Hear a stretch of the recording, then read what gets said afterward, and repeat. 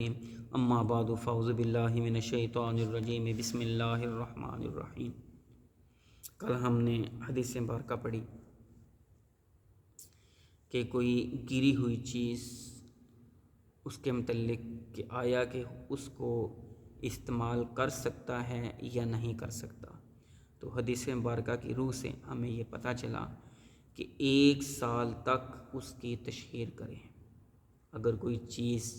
ملی 1 سال تک اس کی تشہیر کرے، لوگوں میں مشہور کرے، لوگوں کو بتائے، ٹھیک۔ 1 سال بعد بھی اگر اس کا مالک اس کو مل گیا تو پھر جو ہے اس کو واپس کرنی پڑے گی،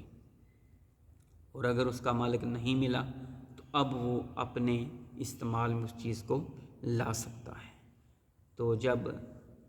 اسی طرح جانوروں کا بھی یہی حکم کہ اس کو چھوڑ دیا جائے، یعنی کہ جانور کو چھوڑے کہ وہ اپنے مالک تک پہنچ جائے، اور اگر اس کا مالک اس کو نہیں ملتا یا یہ ڈر ہو، یہ خوف ہو کہ کوئی چور، کوئی لٹیرا یا کوئی درندہ جو ہے اس کو پکڑ لے گا تو اس کو نقصان پہنچائے گا، تو اب وہ اپنے پاس رکھے جب تک اس کا مالک نہ ملے، اور اگر اس کا مالک نہیں ملتا تو اب وہ اپنے پاس رکھ سکتا ہے، اس سے فائدہ اٹھا سکتا ہے، اور اگر اس کا مالک مل جائے تو پھر اس کو اس کی امانت واپس کرے گا۔ آئیے ہم آگے والی حدیث مبارکہ پڑھتے ہیں۔ امام یا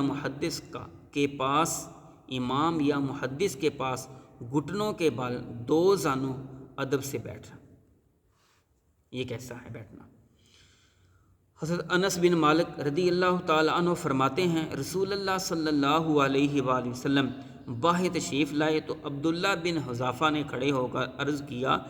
یا رسول اللہ صلی اللہ علیہ وآلہ وسلم، میرا باپ کون ہے؟ فرمایا، تیرا باپ حذافہ ہے۔ پھر بکثرت فرمانے لگے، جو چاہو مجھ سے پوچھ لو۔ آپ کی ناراضگی کو دیکھتے ہوئے حضرت عمر فاروق رضی اللہ تعالی عنہ گھٹنوں کے بل 2 زانوں بیٹھ گئے اور 3 بار عرض کیا کہ ہم اللہ تبارک و تعالیٰ کے رب ہونے اور اسلام کے دین ہونے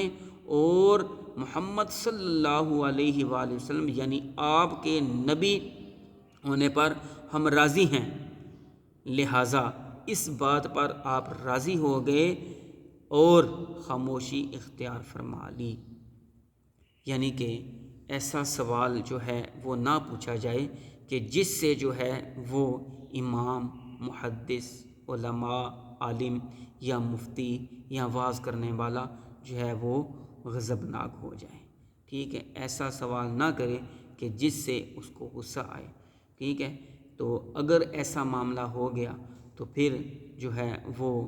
معاملات کے اندر جو ہے نا وہ ایسا ہوتا ہے کہ عیب سے جو ہے نا وہ پردے اٹھ جاتے ہیں، ٹھیک ہے، کہ دوسروں کی عیب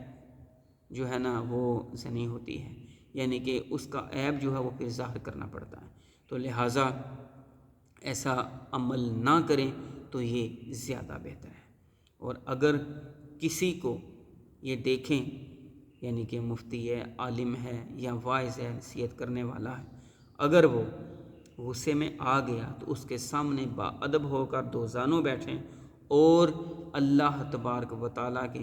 رب ہونے اور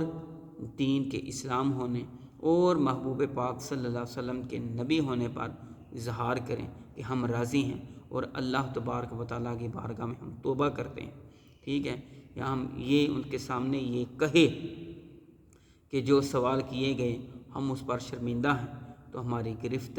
نہ کی جائے،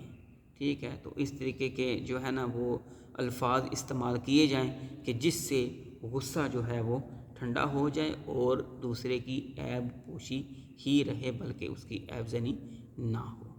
ٹھیک ہے۔ تو اس چیز سے ہمیں بچنا چاہیے، اور 2 زانوں ہو کر بیٹھنا جو ہے یہ ایک ادب کی نشانی ہے۔ جب ایسے بیٹھیں گے تو اگر کوئی غصے میں بھی ہوا تو جب آپ کے اس ادب کی حالت میں آپ کو بیٹھے دیکھے گا تو اس کا غصہ جو ہے وہ دور ہو جائے۔